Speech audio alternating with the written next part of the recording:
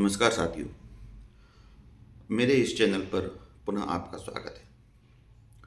जैसा कि मैंने श्रृंखला चालू की थी श्री राम की ऐतिहासिकता को सिद्ध करने के लिए, तो उसी क्रम में हम आगे बढ़ते हैं आज और हम बात करते हैं तात्कालीन विश्व प्रसिद्ध नगरी अयोध्या की। अयोध्या एक ऐसी नगरी थी जो कि आधुनिक शहरों की सभी विशेषताओं को परिपूर्ण करती थी, सभी विशेषताओं से सज्ज थी।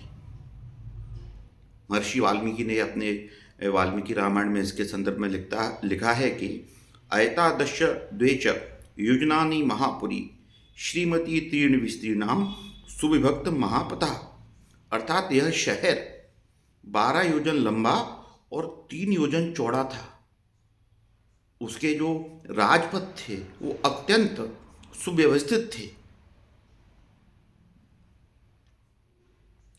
उसके शहर के बीचों बीच जिस तरीके के बाग बगीचे थे, उनमें नित्य प्रति जल का सिंचन किया जाता था।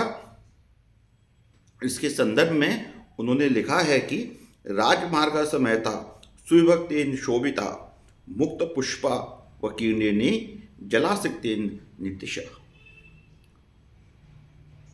सिटी की एक दूसरी विशेषता यह थी कि वहाँ महिला सुरक्षा का विशेष ध्यान रखा गया था।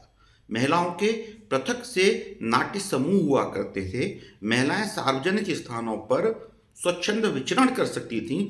उन्हें किसी भी प्रकार की कोई हानि या किसी भी प्रकार के दुर्व्यवहार की आशंका नहीं थी।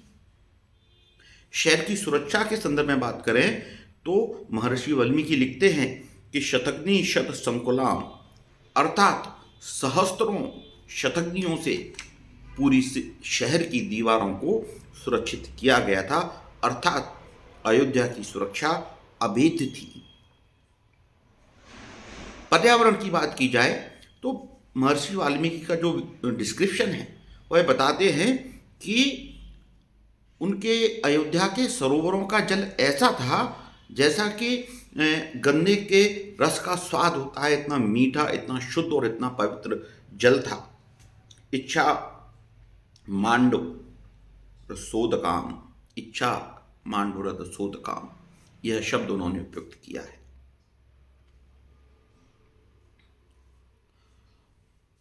तीसरी बात आती है व्यावसायिक प्रतिष्ठानों की। तो व्यावसायिक प्रतिष्ठानों के लिए भी महर्षि वाल्मीकि अपनी रामायण में लिखते हैं कि पृथक पृथक व्यावसायिक गतिविधियों के लिए पृथक पृथक स्थान नियत थे। तो अब हम एक आधुनिक शहर की अगर विशेषताओं पर बात करें तो सुरक्षा, संचार, पर्यावरण, महिला सुरक्षा, व्यवस्थित नगर योजना, व्यवस्थित व्यावसायिक योजना, इन सब विशेषताओं से युक्त वो नगरी थी। अब प्रश्न उठता है कि क्या यह कल्पना थी या यह तथ्य है? तो यहां पर सबसे महत्वपूर्ण बात यह है कि दो ही बात हो सकती हैं कि या तो महर्षि वाल्मीकि की कल्पना में इतनी शक्ति हो कि वो उन चीजों की कल्पना कर सकें जो चीजें उन्होंने देखी ही नहीं है। उस कालखंड में उन चीजों का अस्तित्व ही नहीं था, उन चीजों की भी वो कल्पना कर सकें। या तो एक ये बात हो सकती है जो कि समझ से और तर्क से परे है, क्योंकि व्यक्ति कल्पना की उड़ान से किसी छोटी चीज को बड़ा कर सकता है, लेकिन जिस चीज का अस्तित्व ही नहीं है उस चीज को वह वर्णित अपनी कल्पना के माध्यम से नहीं कर सकता है, कदापि नहीं कर सकता है, कितना भी बड़ा विद्वान हो। तो इसका सीधा सीधा अर्थ यह निकलता है कि उस काल में महर्षि वाल्मीकि ने अयोध्या का जो वर्णन किया है वह उन्होंने अपनी आंखों से देखा और उसके बाद उन्होंने उसका वर्णन किया। तो ये अयोध्या नगरी के वर्णन से हम समझ सकते हैं कि अयोध्या एक ऐतिहासिक नगरी थी। अयोध्या आधुनिक शहर की सारी विशेषताओं को परिपूर्ण करती थी और अयोध्या का वास्तविक में अस्तित्व था। धन्यवाद। जय श्री राम।